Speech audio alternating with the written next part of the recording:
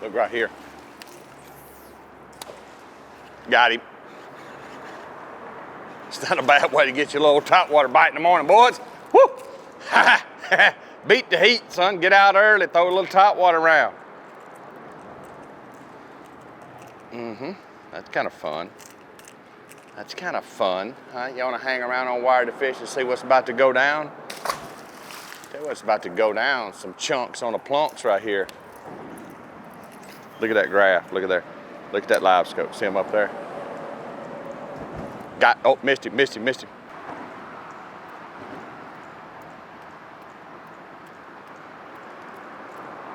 Got him.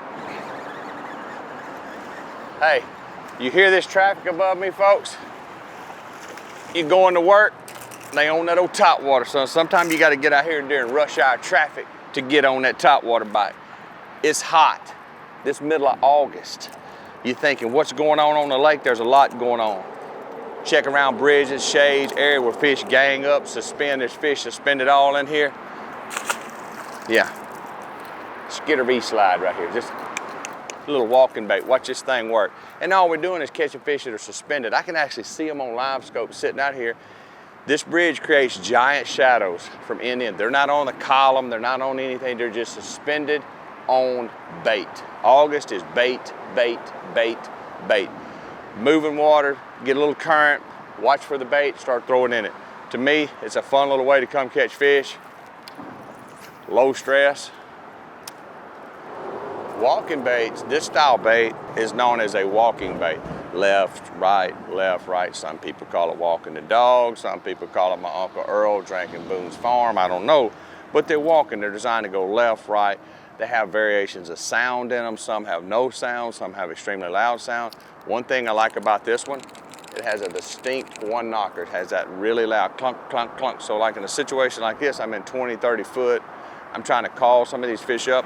I want that sound when I'm walking that bait. Plop, plop, plop, plop, plop.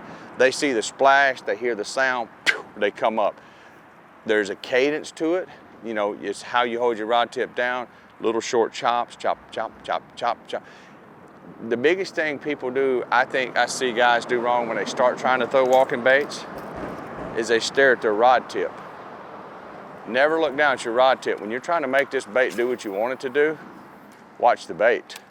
And you watch that bait, and when you see it getting going left, right, then you just keep that cadence. But I never want to look down here. When you look down here, you're not watching, you can see that bait, visualize, get it going. When it hits left, hit right, and it's just real short chops. It's real easy to overwork these baits. This is a real simple setup I'm throwing. Concept A, 13 reel that I got 30-pound braid on here. I tied on, this is a simple 16-pound Sunline mono leader. It's nothing fancy, man. This is a little 7-foot composite rod I'm working on right now with 13 to build the perfect topwater rod for what I like. This rod is something we're looking at for ICAST next year, but I like a really soft rod.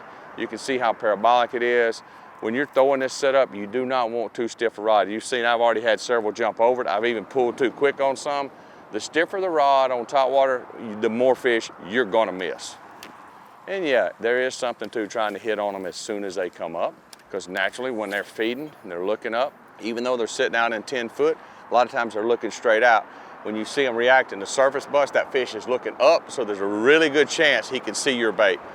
If you're 2 or 3 seconds, 20 seconds behind when he blows up and you cast, he's already headed back down. He may not even see it.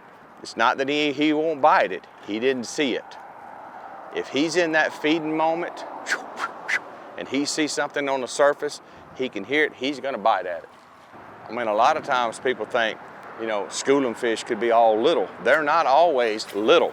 That you don't think just because there's surface activity there may not be any giants in there, 4s or 5s. They're in here, dude. There's some quality fish school simply on the bait that they don't care. They don't. God almighty. God to Lord. Help Jesus get out there on that fish. Got him. I mean, you just never know on any cast when you could catch a 4-pounder. Like, some pretty solid fish in here doing this, and this is not a bad way to start a work day off. I mean, I got rush hour traffic, I got fish schooling, I got the Rapala little Skitter Z fly. I'm gonna call you fly guy right here. It's simply just a walking bait. But what a great way to come out here and catch some fish. Beat the heat in August. There's so many fish that get suspended over bait that I think never ever truly get fished for. I think it comes back to hot summertime, you better be willing to burn a little gas because they're not gonna be doing this everywhere. But there's always somewhere on a lake in late summer patterns, September, early October, late August, middle August, there's somewhere schooling almost on every reservoir at some time. It's just what the shad do. The shad get balled up over the channels, they sit deep and the fish know where they go and they just get there and eat them.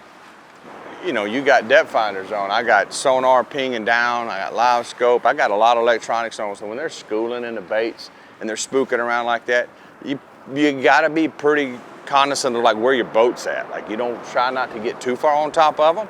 They'll hear all that, but when they sit still like this and they're not coming up, you notice I'll take my boat and I'll start trolling around in there. I want them to move. I don't want them to sit too relaxed.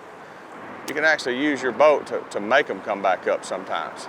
Run through them, make the bait spook out, get them coming up, go out and sit outside the ring, throw at them, then go right back through them. The boat spooks the bait moves in erratic form. The fish think, oh, my buddies Jim and Joe Waller, they're over there eating. So they all take off feeding and it's really just me pushing the bait. Right there. Got them spooked up, didn't we?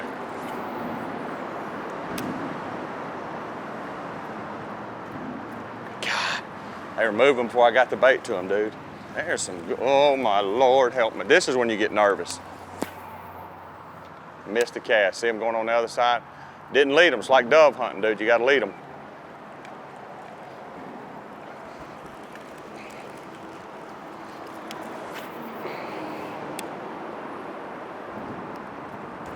Got him.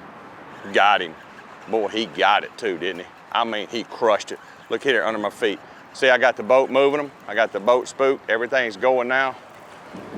I mean, I got them going.